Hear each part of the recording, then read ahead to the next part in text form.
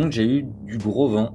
Ça m'a obligé les nuits à creuser, à mettre ma tente à l'abri derrière un mur de neige ou essayer de trouver un endroit plus à l'abri. Ça m'a bloqué aussi 2 matinées, je crois, et une journée où je suis resté à l'abri pour essayer de me protéger un peu du vent, où j'étais bien derrière mon mur de neige, mais j'avais pas envie de sortir par ce vent.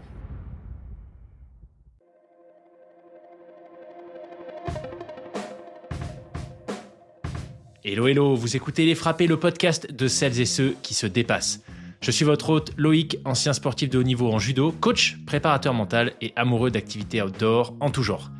Ma conviction, c'est qu'on a tous une petite étincelle de folie et d'audace, une version un peu frappée de nous-mêmes au potentiel exceptionnel qui sommeille en nous. J'ai créé ce podcast pour vous faire découvrir des femmes et des hommes qui ont osé le réveiller. Mes invités sont des athlètes de tout niveau, des aventuriers professionnels, des voyageuses au long cours, des entrepreneuses ou encore des militaires, des forces spéciales. Leurs témoignages au micro du podcast sont de puissantes invitations à passer à l'action. Attention, une écoute régulière peut entraîner des changements positifs irrévocables dans vos vies. Joseph est un passionné d'aventure. Les grands espaces, c'est clairement ce qui le fait vibrer. Et après avoir descendu le Danube en kayak en 25 jours, il décide de se lancer dans une traversée, ou plutôt une triple traversée. Il va s'attaquer aux îles Féroé, à l'Islande, puis au Groenland. Ce que je retiens de cet échange, c'est qu'il ne faut pas attendre d'être fin prêt pour se lancer dans les projets qui nous font rêver. Joseph en est l'exemple. Excellente écoute à vous.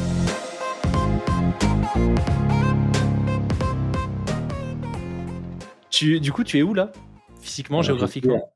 Géographiquement, je suis à Nice. Et plus précisément, je suis dans le bureau de la fac où je travaille. Donc la fac STAPS, des sciences du sport, à Nice. Excellent. Ok. Bon, on n'est pas si loin que ça. Pas si loin que ça. Écoute Joseph, en tout cas, moi je suis très content de te recevoir au micro du podcast. Bienvenue sur Les Frappés. Merci pour l'accueil. Écoute, ravi. J'ai vraiment hâte d'échanger. Je pense qu'on va parler d'aventure, de traversée, d'îles. Et peut-être de recherche, je sais pas, on verra. Mais en tout cas, le sujet est dans le coin de ma tête et j'ai quelques questions déjà bien claires là-dessus. Donc, une fois de plus, bienvenue. Et puis, écoute, ce que je te propose, c'est peut-être tout simplement de commencer par nous expliquer vraiment dans les grandes lignes, tu vois, quel a été ton parcours, avant qu'on entre plus en détail sur le dernier projet complètement dingue que tu as réalisé récemment. Ok, très bien. Et tu as parlé de 2 points qui me définissent un petit peu. C'était, tu as parlé de recherche, on en parlera peut-être après, mais d'aventure. Et donc les 2 sont allés ensemble pour moi, puisque ça fait quelque temps que je profite des vacances scolaires ou même avant des vacances étudiantes pour partir à l'aventure, un petit peu différemment des gens qui y a autour de moi. Et donc je suis lancé dans la thèse depuis, enfin j'ai terminé maintenant, mais ça faisait 4 ans. Je travaillais sur une thèse qui me prenait pas mal de temps et qui avait pris un peu le devant sur mon autre passion, on va dire, les petites aventures.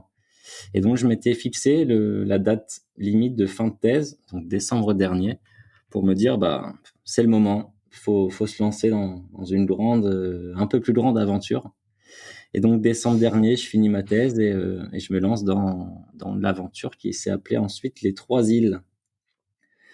Donc les 3 îles, c'était les îles Féroé, l'Islande, puis le Groenland. Donc voilà, 3 îles. Quand on parle souvent des îles, on pense au chaud, aux plages et aux cocotiers. Donc je trouvais ça marrant de l'appeler les 3 îles.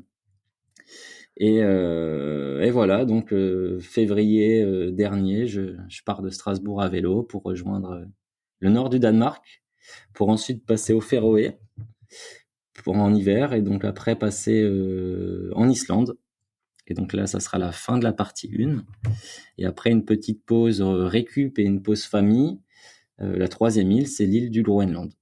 Donc voilà les grandes lignes des derniers mois, de février Incroyable, ok. à août 2024. Fabuleux. Ok. Et donc l'idée, le fil rouge entre ces 3 îles, c'était quoi? C'était à chaque fois des traversées à ski, c'est ça? Alors le projet s'est basé, on va dire, sur une première île, c'était le Groenland. Le Groenland, je l'ai en tête depuis de nombreuses années. Où depuis, avec un pote, on était étudiant durant les pauses midi ou entre deux cours. Nous, on avait un petit jeu, c'était d'aller sur Google Maps et de trouver un peu les territoires les plus sauvages possibles, où il y avait le moins de monde et là où il y avait la faune et la flore la plus intacte. Et on était un jour tombé sur le Groenland et depuis ce jour-là, je l'avais en tête. Et donc le projet, après la Fabuleux. thèse, c'était de me dire, ben, je prends du temps. Je prends du temps, c'est un projet, je veux pas que ça soit un entre-deux. Entre-deux, voilà, des petites vacances où je profite des vacances pour y aller. Mais je voulais que ça soit un projet à part entière et j'avais en tête le Groenland. Et quand tu regardes le Groenland sur une carte, bah déjà c'est immense, trop bien. Mais entre la France et le Groenland, si tu traces un grand trait, on va dire, ben il y a l'Islande. Et je me suis dit, bah en fait, je veux aller en Groenland, mais pourquoi pas m'arrêter sur l'Islande et mener un petit projet sur l'Islande. Donc allez, je rajoute l'Islande au projet. Et entre la France et l'Islande, il y a une autre petite île, les Féroé, tout petit, à peine visible sur la carte si tu dézoomes bien. Et je me suis dit, ben, je vais aller en Islande, bah alors pourquoi pas rajouter les Féroé. Et donc voilà, comment est né le projet des Féroé, c'était toujours sur un pourquoi pas rajouter un petit défi supplémentaire. Ok. Et donc, tu parlais de ski. Euh, donc, je suis parti avec mes skis, mais les skis ont été utilisés uniquement en Islande, en plein hiver. Les Féroé, il y a peu de neige, donc ça s'est fait à pied. Et ensuite, le Groenland, j'ai laissé les skis et j'ai laissé la poulka et ça s'est plutôt passé à pied, en sac à dos et avec un petit kayak sur le dos. Donc, c'était trois environnements vraiment différents. La Ok. partie ski, c'était vraiment l'Islande. D'accord. Donc alors attends, les Féroé, tu y étais du coup en février, c'est ça? Février-mars? Je suis arrivé en février-mars, ouais, c'est ça. Ok. Ensuite, Islande, du coup, mars-avril, j'imagine, le temps de faire tout ce que tu voulais Islande, faire. Mars. Ouais. Islande, Mars. Ok. Et Groenland, ok. Et Groenland, en avril, t'as pu faire ce que tu voulais sans les Non, skis. non, non. Le Groenland, c'est la partie numéro 2 après la petite phase de récup. Donc, Ah je oui. suis arrivé au Groenland, on va dire juin, juillet, août.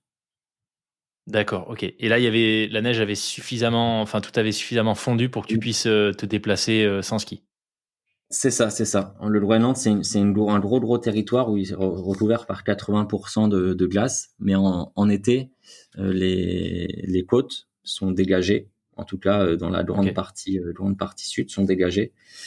À part en montagne. Et quand tu te rapproches trop du centre, mais on va dire sur 100 km, 200 km, là où j'étais, la côte est dégagée de neige.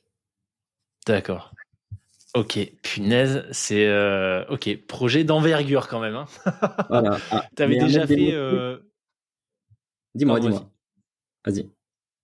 Vas-y. J'allais te demander si tu avais déjà fait ce genre de projet, tu vois, sur plusieurs mois, plusieurs pays, et surtout sur, ouais, j'ai l'impression avec des environnements quand même assez reculés. J'allais dire hostile, peut-être pas hostile, mais en tout cas reculé. Ouais, bah c'est un peu ce qui me fait vibrer. Là, j'ai mis vraiment des mots dessus durant ce voyage. C'est vraiment ça qui me fait partir. Donc, j'avais des petites expériences où je m'isolais un petit peu. Pour m'entraîner, j'avais passé 10 jours en Norvège où j'avais rencontré personne en plein hiver. Mais ma plus grande aventure, c'est celle-ci, ouais, c'est celle des trois îles. Celle d'avant, j'avais descendu le Danube en kayak. Donc, ça m'avait pris 25 jours. Mais j'avais jamais Ah, fait, quand voilà, même. un projet si grand, on va dire, en termes de temps et de distance. Ok. C'est une première. Quelle première. Quelle première. Euh, ok, donc ouais, t'avais quand même déjà fait 25 jours de kayak pour descendre le Danube. Donc, Ouais, c'était chouette. ouais. Très, très En chouette. solo, c'était déjà en solo là? C'était en solo, ouais. En fait, je l'ai divisé en deux. Un jour, je suis parti dans une enseigne où tu peux acheter du matériel de sport. Je sais pas si on peut dire les marques ici. Et je suis revenu avec un kayak gonflable. Et je me suis dit, bah, en fait, j'ai envie d'essayer un truc. Donc, je suis parti en Allemagne sur le Danube. Et j'avais 2 semaines et je me suis dit, bah, je descends le Danube 2 semaines. J'ai fini finalement à Budapest. C'était pour tester un peu la rando kayak. Voilà, j'étais parti un peu à l'arrache sur 2 semaines. Et après, en fait, le Danube, il va jusqu'en mer Noire. Et donc, ça m'a un peu frustré de m'arrêter à Budapest. Donc, l'année d'après, en fait, je me suis dit, bon, j'ai envie de faire un vrai projet. Donc, je suis retourné à Budapest, exactement là où j'étais sorti. Et j'ai continué, mais cette fois-ci, direction la mer Noire. Donc, direction 25 jours plus loin et 1700 kilomètres, si je dis plus de bêtises. Et Waouh. donc, voilà, c'est pour ça un Ok. petit peu que ces projets d'aventure m'ont marqué. J'avais vraiment envie de reprendre ce temps-là. Ça faisait un Hmm. certain temps que je l'avais pas pris. Et c'est une partie de moi, je pense, que j'avais oublié, qui est importante pour mon équilibre, on va dire. Et juste avant qu'on rentre dans le vif du sujet avec ce projet des 3 îles, sur le format par rapport au fait que tu pars en solitaire, qu'est-ce que tu y trouves? Est-ce que c'est un choix ou est-ce que tu avais juste trouvé personne d'aussi frappé que toi pour partir? C'est la grande question. Je pense que sur des expériences passées, ça s'est un peu imposé à moi, Ok. où de temps en temps, je trouvais des potes, voilà, qui voulaient partir un peu. Et une fois, il y avait personne qui voulait partir ou qui pouvait partir. Donc j'ai pris le vélo et je suis parti solo. C'était une première. Et au fur et à mesure, en fait, j'ai apprécié un peu de voyager seul, parce que le premier point positif que je trouvais, c'était que quand on est en groupe, je suis pas la personne qui va prendre les devants, qui va décider, ben, s'il faut aller à droite ou s'il faut aller à gauche, qui va porter la carte toute la journée, qui va prendre les décisions, qui va même parler aux quelques personnes qu'on va rencontrer. Et quand je me retrouvais tout seul, j'étais obligé de le faire. Et j'aimais bien avoir cette responsabilité de se dire, Mhm. ben, si tu fais un choix, ben, tu vas assumer les conséquences. Et tu peux en vouloir qu'à toi-même si tu te retrouves enneigé jusqu'au genou et que tu n'arrives plus à avancer. Et donc j'ai bien aimé ce poids un petit peu des décisions. Et donc Ok.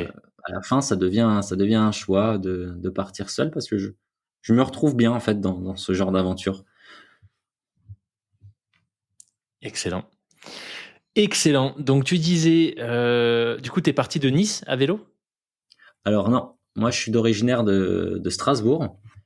Et Ok. donc ma famille est à Strasbourg. Et donc durant cette pause, je me suis dit, ben, je vais partir de Strasbourg. Comme ça permet aussi de retrouver la famille. Et le départ de Strasbourg, il était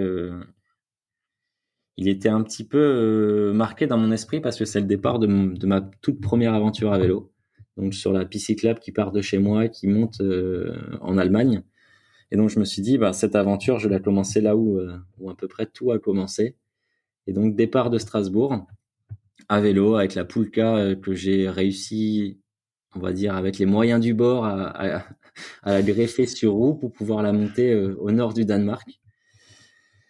Et donc départ de Strasbourg pour environ 2 semaines vers le nord, pour atteindre le nord du Danemark, où il y a un port qui me permet de passer au Féroé en ferry. Donc Ok. ouais, je me suis dit, je vais aller au Féroé, je vais aller en Islande. T'as du temps, donc assume. Vas-y à vélo, tu t'emmènes toutes tes affaires. T'as envie d'avoir un projet. Il y a des enjeux aussi climatiques qui me tenaient à cœur, et je voulais un petit peu réduire l'impact de cette aventure. Et je me suis dit, bah voilà, tu veux faire un projet, assume-le jusqu'au bout. Prends ton vélo, essaye de le remettre en état, essaye de mettre la Poulka sur roue avec les moyens du bord, et fonce. Donc voilà, je me suis retrouvé 2 semaines à pédaler en hiver sous une météo assez dégueulasse quand même, parce que l'Allemagne, le Danemark, en février, c'est pas c'est pas les paysages les plus romantiques du Ouais. jour. Ok. Et le choix du Danemark, j'ai une carte sous les yeux. Là, alors je dis peut-être n'importe quoi parce que la carte elle est à plat. Mais pourquoi le choix du Danemark et pas du Royaume-Uni par exemple? Ça faisait trop de distance. Alors, le choix du Danemark, c'est parce que les ferries qui partent en Islande et en Féroé, en fait, ils partent du haut du Danemark, vraiment sur la pointe nord du Danemark. Et Ok, donc, t'as pas d'option depuis le Royaume-Uni en fait. non, pas à ma connaissance, sauf en avion. Ok. Et l'objectif là, c'était de pouvoir réussir à monter en réduisant les avions. Ok. D'accord. Alors je comprends mieux parce que j'avais fait un épisode avec Annika Horn et elle nous avait parlé d'un trip à vélo qu'elle avait fait justement jusqu'au Danemark et ensuite elle avait pris un ferry pour rejoindre son père Mike Horn en Islande Ouais, et j'avais pas trop tilté à ce moment-là, tu vois, pourquoi le Danemark et pas le Royaume-Uni. ouais, c'est parce qu'il y a une Mais du ligne en coup avec fait ce que qui tu me dis fait, c'est certainement pour ça, ouais, il y a la ligne, ouais. Ok, ouais, d'accord. une ligne qui fait Islande, Danemark et Féroé. Ok, ok, ok. Et du coup, sur cette partie vélo jusqu'au Danemark, ça a été quoi un peu les... Alors là, tu viens d'évoquer la météo, mais est-ce qu'il y a des ajustements que tu as fait en cours de route sur, je sais pas, tu vois, le nombre de kilomètres que tu faisais par jour, le matériel que tu avais emmené parce que c'était trop lourd ou qu'il te manquait absolument, je sais pas, une deuxième veste étanche? Est-ce que tu as déjà eu des apprentissages intéressants pour de prochaines aventures, en tout cas la suite de celle-ci, sur ce tronçon à Ouais, vélo? ouais. Bah, cette partie-là, je l'ai vraiment vécue, on va dire, comme une aventure un peu transport, où je me suis dit, ben voilà, il faut que je rejoigne un point. Donc, c'était pas l'aventure en tant que telle au début. Au départ, je me suis dit, voilà, c'est un trajet. Je veux atteindre un point B, je veux atteindre le port pour pouvoir commencer l'aventure. Donc, je suis parti un petit peu dans cette optique-là. Et avec les moyens du bord, donc j'ai dû faire quelques ajustements, ouais, en termes de garde-boue qui a fini de porte-bagages, pardon, qui a fini scotché parce que j'avais pété mes vis au bout de 3 kilomètres. Voilà, il y a eu des petits ajustements techniques et matériels qui, si je devais recommencer, je prendrais un tout petit peu plus de temps pour préparer un petit peu ce trajet qui, dans ma tête, j'avais vraiment minimisé parce que je me suis dit, bah voilà, c'est juste un trajet. Et donc, il y avait des choses qui étaient ajustables pour essayer de gagner en efficacité. Tu vois, j'avais la Pulka donc la Pulka, c'est la grosse luge que je voulais traîner en Islande, qui était posée sur 2 roues de diable pour déménager. Donc, j'avais, Ah oui. la veille du départ, j'avais une scie pour essayer de découper ce diable et essayer de trouver un moyen pour faire en sorte que la Pulka tienne derrière mon vélo. Donc elle s'est retrouvée sanglée sur ces 2 roues de diable et avec une grosse tige de bambou en dessous qui reliait mon vélo à la Pulka pour éviter qu'elle tombe en avant en fait. Parce que sur la neige elle est à plat, mais si tu la mets sur 2 roues, eh ben elle va tomber d'avant en arrière. Donc j'avais trouvé cette astuce de glisser un gros bout de bambou pour éviter qu'elle tombe vers l'avant. Donc matériel Incroyable. rustique, on va dire. Ouais, ben comme quoi, on n'a pas forcément besoin d'avoir le matos au top, fibre carbone ou je sais pas quoi pour partir à Voilà. l'aventure. Par contre, tu vas un peu moins vite, C'est faut ok. l'avouer. Tu vas un peu moins vite si tu prends du matériel. Ouais. Ok, donc un premier trajet à vélo, 2 semaines jusqu'au Danemark, trajet que tu avais a priori un peu minimisé et qui en fait s'est révélé être quand même une partie, enfin une section à part entière de l'aventure. Ouais, c'est Euh, exactement ça. Quand tu arrives au Danemark, du coup, la traversée en ferry jusqu'aux îles Féroé, ça prend combien de temps? Parce que sur la carte, ça paraît vachement loin. Donc c'est un ferry, c'est un énorme ferry qui est d'ailleurs bondé en été. Mais là, entre février et mars, donc moi j'ai pris le deuxième. Il me semble que ça débute mi-février ou fin février, le premier ferry. Et moi j'ai pris le deuxième de la saison. On devait être 15 dans le ferry, alors que je pense qu'il y a Ah ouais. assez de place pour, je sais pas, 300 personnes. Mais c'est vraiment un gros ferry avec un certain luxe d'ailleurs dedans. Je savais pas du tout à quoi m'attendre et tu te retrouves avec, il y a des restos. Enfin, j'avais jamais fait ce genre de traversée, donc j'étais un peu étonné. Et ça prend 2 nuits et 3 jours, je crois, à peu près. Ok, ok. Ça prend un certain temps. Et là, par contre, dans l'aventure, on a parlé d'être seul ou pas. Et là, il y a ma copine qui m'a rejoint en train. Donc, elle m'a laissé me démerder à vélo. Et elle m'a rejoint en train, justement au Danemark, pour pouvoir traverser et faire la première île avec moi. Donc Fabuleux. là, sur la première île, on était 2. Ok. Et donc les îles Féroé, tu peux peut-être nous donner un peu, parce que sur la carte ça a l'air, ça a l'air, enfin c'est clairement la C'est plus la petite des 3 que tu as fait, Ouais. mais ça représentait quelle distance, enfin surtout qu'est-ce que vous vouliez faire? C'était une traversée sud-nord, c'était le tour de quelque chose, c'était quoi le programme? Alors le programme sur les Féroé comme l'Islande, j'avais un objectif en tête, c'était de rejoindre le point le plus au sud et après de taper direction le nord. J'avais vraiment envie d'être dans ces traversées en me disant j'ai un point de départ, c'est le sud, et j'ai un point d'arrivée, c'est le nord. Et entre les deux, je me débrouille pour réussir à passer. Et les îles Féroé, je sais pas si on peut appeler ça un archipel. En tout cas, voilà, il y a plusieurs petites îles. Et l'objectif, c'était de prendre l'île principale, la plus grande, qui est la plus grande, mais qui est assez petite quand même, puisqu'elle fait 120 kilomètres si tu tapes une ligne droite de haut en bas, du nord au sud. Donc c'est assez petit. Et l'objectif de relier le point sud au point nord, ça prend 8 jours à peu près. 8 jours Ah ouais. à marcher à travers des chemins de moutons, à suivre parfois des cairns qui sont là pour les randonneurs l'été, à marcher dans des paysages qui t'emmènent du niveau de la mer, donc 0, jusqu'à des montagnes qui peuvent aller jusqu'à 500, je dirais. Donc tu fais des montées descentes un peu toute la journée. Avec un paysage à la fois de montagne et des grandes falaises qui jettent dans la mer. Donc quand il y a des rayons de soleil, ce qui est rare, c'est super beau.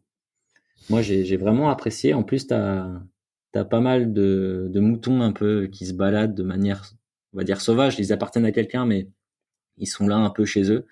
Donc c'est marrant de traverser un petit peu ces pays à travers les moutons, où tu vois plus de moutons que de personnes d'ailleurs. Donc moi j'ai vraiment apprécié on va dire que c'est des grands paysages, mais dans un tout petit pays. Mhm. Et jamais loin, d'une route qui est très peu empruntée, mais t'as quand même, cette sensation d'être un peu perdu. Donc c'est assez particulier. C'est des grands paysages dans un tout petit pays. Et donc tu marches, on a rejoint le point sud et direction après le point nord. Donc on a mis 8 jours. Tu marches dans de l'herbe trempée. En hiver, c'est un vrai marécage. Donc là, j'avais pas la Pulka parce que les températures on varie énormément. Donc si ça se trouve, tu as de la neige un jour, puis tu l'as pas le lendemain parce que c'est tout petit, donc ça se fait balayer rapidement par le vent. Donc c'est de l'herbe trempée. Tu t'enfonces, jusqu'au tibia bien régulièrement. Et de temps en temps, tu marches sur de la neige. D'ailleurs, la neige qui est bien souvent plus sèche que l'herbe. Donc Ok. voilà. Et donc là Il y a vous pas étiez en d'arbre. tente? On était en tente, ouais. Ouais, c'était vraiment. En fait, j'ai laissé la grosse Pulka au port, là où je suis arrivé. J'ai pris les affaires. Ma copine avait un gros sac à dos aussi. On a chaussé les sacs à dos et on est parti direction le sud pour remonter vers le nord. Donc en sac à dos, en tente. On a dû traverser 2 villages, 2 petits villages, et après t'es vraiment dans des grandes plaines vallonnées entre 0 et 500, sans vraiment chemin. Donc 8 jours, ça paraît petit, mais je pense que ça m'a quand même un petit peu impacté physiquement, parce que tu montes, tu descends, t'as jamais les appuis stables. C'est vraiment sur du hors sentier ou alors du sentier de mouton, Ouais. ce qui est pas un GR à la française ou des sentiers des Vosges bien tracés. Donc tu te retrouves un petit peu perdu quand même, malgré le fait que ce soit tout petit. Et ça, j'ai bien apprécié. Du coup, vous faisiez comment pour la trace, enfin pour vous repérer, t'avais des cartes à chaque fois des 3 îles ou un GPS? T'étais organisé Alors comment? ouais, sur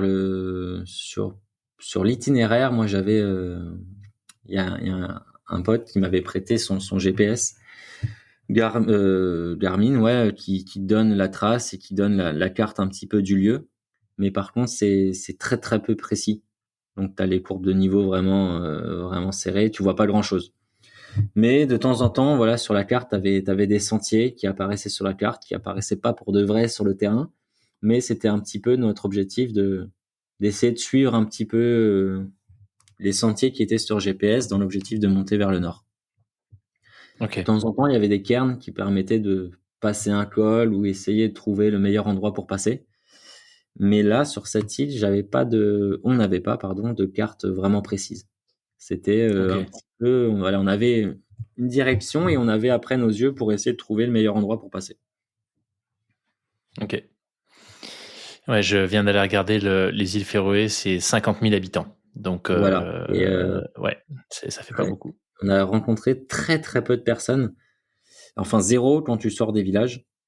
Mais par Ok. contre, en été, si je dis pas de bêtises, la population elle triple ou elle quadruple même avec le tourisme.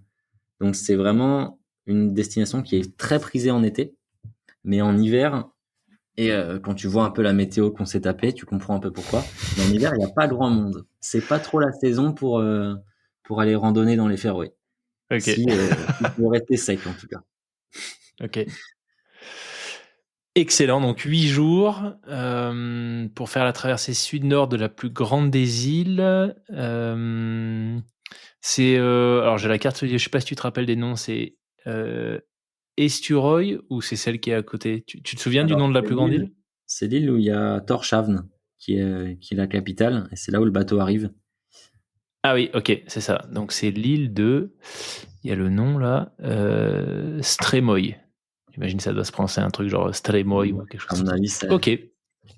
ça se dit comme ça, ouais. Bon. Donc on Excellent. arrive à Tórshavn, qui est pas tout au sud. Donc l'objectif c'était voilà de redescendre pour remonter ensuite.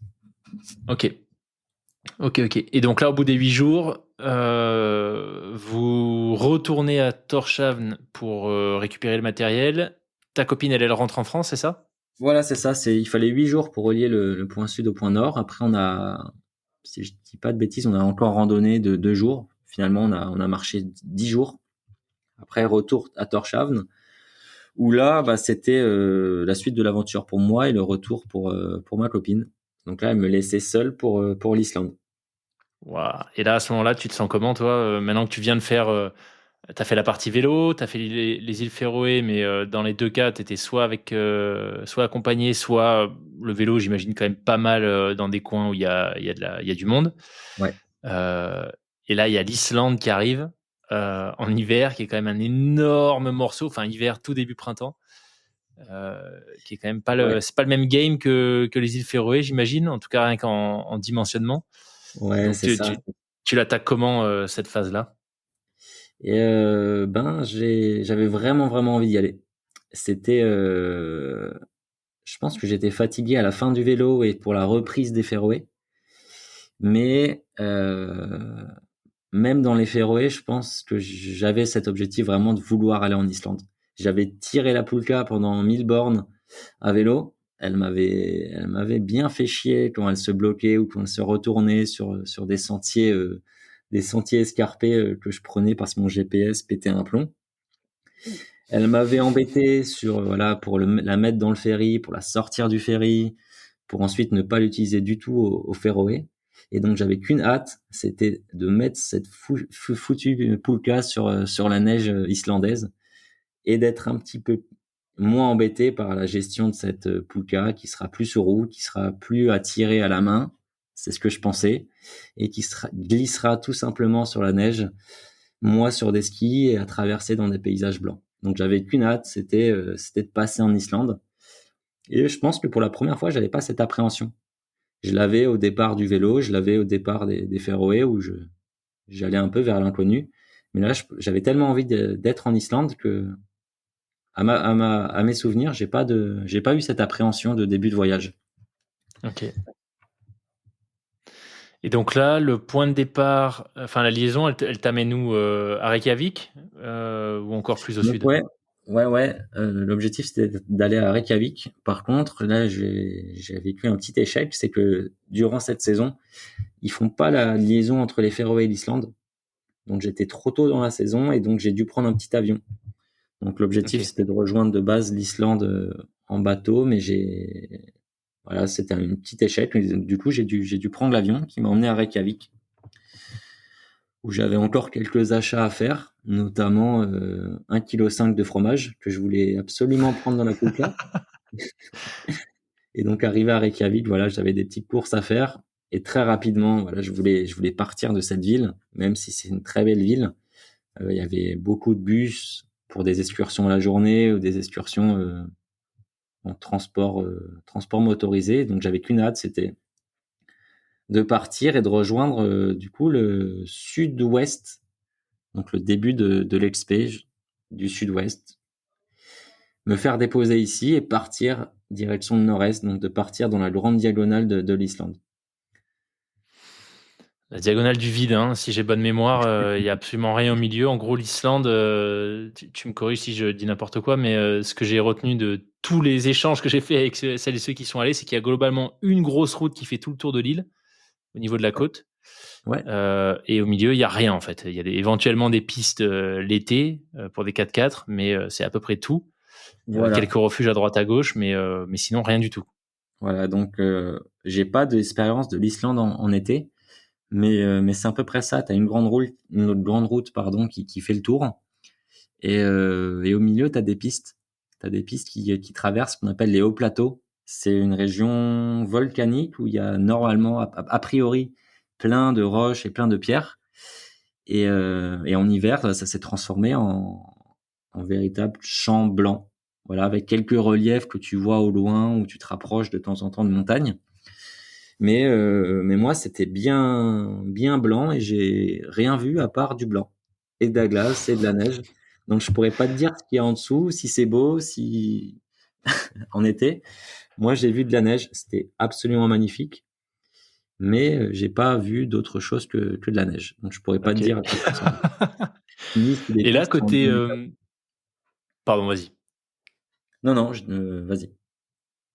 J'allais te demander, et là, du coup, côté météo, qu'est-ce que ça a donné? Parce que les quelques, enfin, je te dis, les récits de traversée hivernale de l'Islande que j'ai entendu, c'est quand même assez dantesque. Enfin, ça a l'air vraiment compliqué, des vents très très forts, du froid, potentiellement selon la saison, des torrents glacés à traverser. C'est clairement pas une promenade de santé, donc je suis comme visiblement aux îles Féroé, t'as pas été méga gâté. Je suis curieux de savoir ce que ça a donné en Islande. Ouais. Et ben, en Islande, j'avais une crainte, c'était le vent. Depuis une petite expérience que j'avais eue d'ailleurs sur le Danube, on en a parlé avant, où je me suis fait arracher la tente dans une petite tempête en pleine nuit, qui est sortie de nulle part. Bah, j'avais une petite appréhension quand même, c'était le vent. Dès que j'entends parler d'Islande, bah, on parle du vent, de la météo Ouais. qui peut changer vraiment très rapidement. Donc j'avais cette appréhension du vent. Et effectivement, il y a du vent. Il y a du vent, ça monte très vite, ça peut changer dans la journée ou d'un jour à l'autre. Vraiment, tu peux être bloqué par le vent. Et donc j'ai eu du gros vent. Ça m'a obligé, bah, les nuits à creuser, à mettre ma tente à l'abri derrière un mur de neige ou essayer de trouver un endroit plus à l'abri. Ça m'a bloqué aussi 2 matinées, je crois, et une journée où je suis resté à l'abri pour essayer de me protéger un peu du vent, où j'étais bien derrière mon mur de neige, mais j'avais pas envie de sortir par ce vent. Mais T'as une ça aurait idée de pu être, la vitesse du vent, des rafales, etc. ouais, ça aurait pu être pire.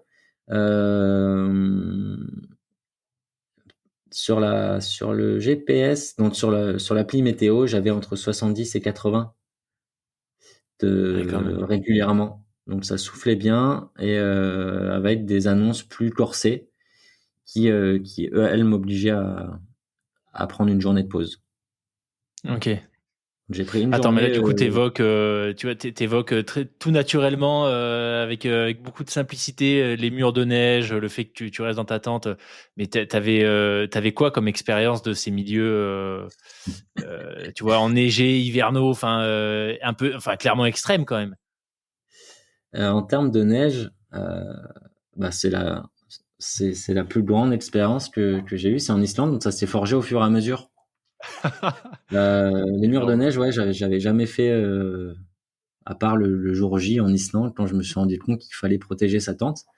Donc les expériences de neige que j'avais et de froid, c'était en Norvège où j'avais passé 10 jours solo pour m'entraîner un petit peu et tirer la première poulka de ma vie.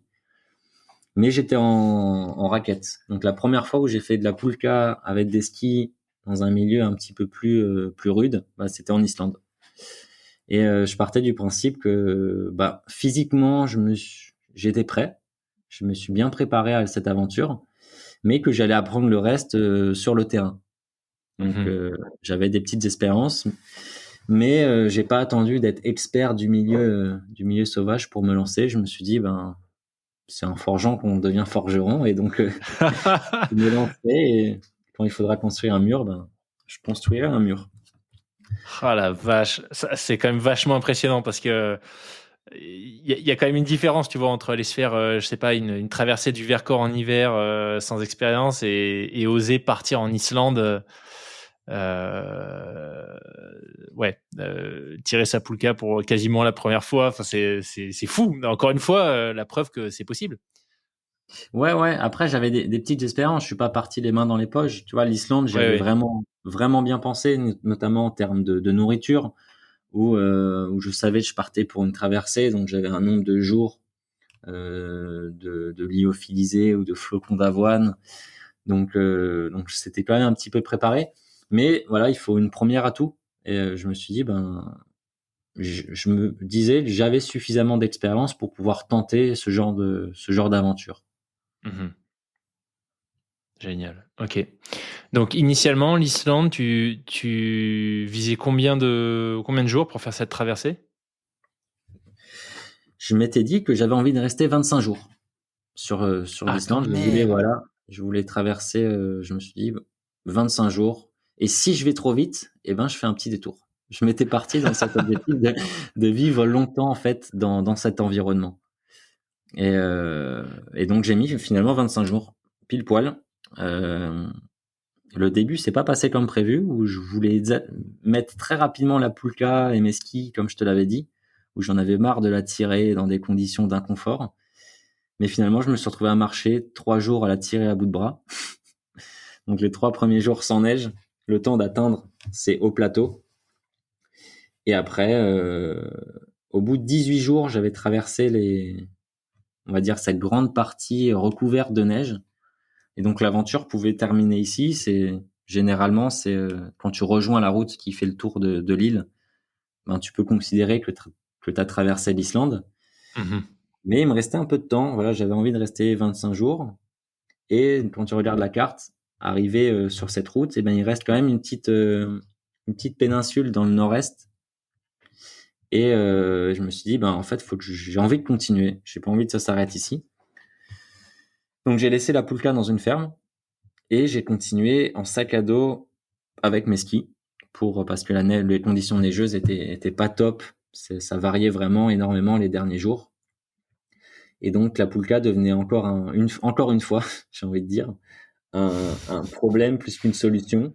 Et donc, je l'ai abandonné dans une ferme et j'ai continué en sac à dos et en ski, direction vraiment la pointe nord-est. Et 10 jours plus tard, un petit peu moins, et ben, j'atteignais le phare que j'avais vu encore une fois, sur Google Maps quand je scrutais un petit peu les différents territoires que j'avais envie de visiter. Donc, après 25 jours, j'arrive à ce phare. Et là, c'est la fin. Du Wow. sud-ouest, nord-est, j'arrivais à cet objectif-là. Et là, c'était un bon moment. Je suis pas très expressif, mais là, quand je l'ai aperçu de loin, après 24 jours, quand j'ai aperçu ce phare que j'avais en tête, voilà, depuis que je suis parti, je me suis dit, ça y est, ça s'approche, c'est la fin, je l'aurais fait. Il reste encore un petit peu de kilomètres. Mais là, j'avais vraiment cette sensation d'accompli. Tu vois, au Mhm. Féroé, si ça s'arrêtait là, les Féroé, c'était très bien, mais il manquait un petit truc. Et je me suis dit, bah, si ça s'arrête au Féroé, malgré le vélo et malgré la traversée des Féroé, il me manquait un petit truc. Et là, à la fin de l'Islande, vélo, Féroé, Islande, là, vraiment, en voyant ce phare, je me suis dit, ben, ça y est. L'aventure, elle peut s'arrêter ici pour la partie 1. Excellent. Euh, encore une fois, tu vois, tu viens de nous expliquer 10 jours de randonnée de plus, ski sac à dos. Enfin, moi, tout de suite, ça m'interpelle. Tu vois, comment tu faisais pour l'eau s'il y avait des conditions de neige moyennes? Est-ce qu'il y en avait quand même suffisamment pour que tu puisses t'approvisionner? Et comment tu faisais pour la nourriture? Est-ce que tu as pu te réapprovisionner à un village ou t'apporter ces 10 jours de nourriture? Tu devais avoir quoi? Plus la tente, etc. Tu étais à 20 kilos sur le dos? Ouais, alors pour l'eau, il restait quand même suffisamment de neige, donc ça, c'est vraiment pas un Ok. souci. Donc même il y a des rivières, ça commence à fondre, il y a beaucoup de débit.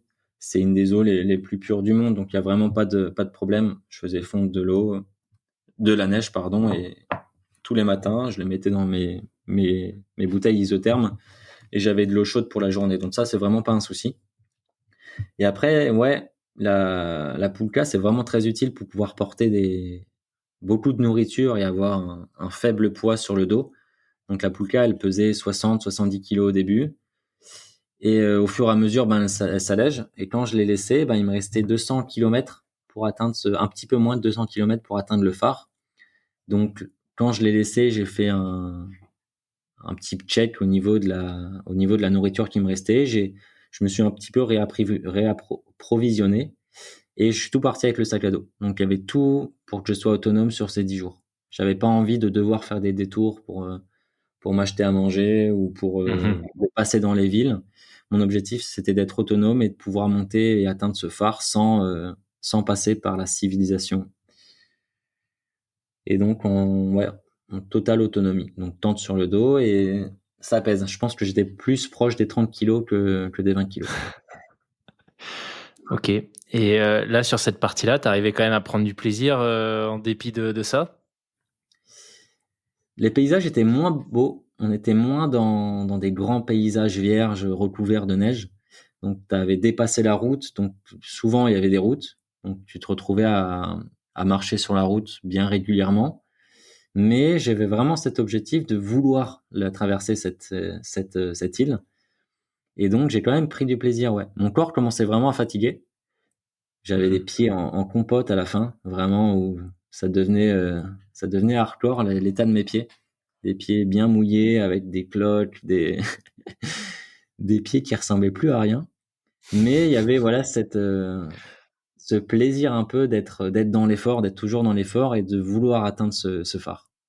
Donc le corps commençait à tendre vers ses limites, mais franchement, la tête y était vraiment à 100%. Je kiffais, j'étais là, t'avances, tu campes, t'es en Islande, il y a personne, et tu vas traverser l'Islande. Et ça, dans ma tête, c'était vraiment, vraiment une motivation très, très forte. Excellent. Donc, tu y arrives enfin, tu arrives à ce fameux phare. Comment il s'appelle d'ailleurs?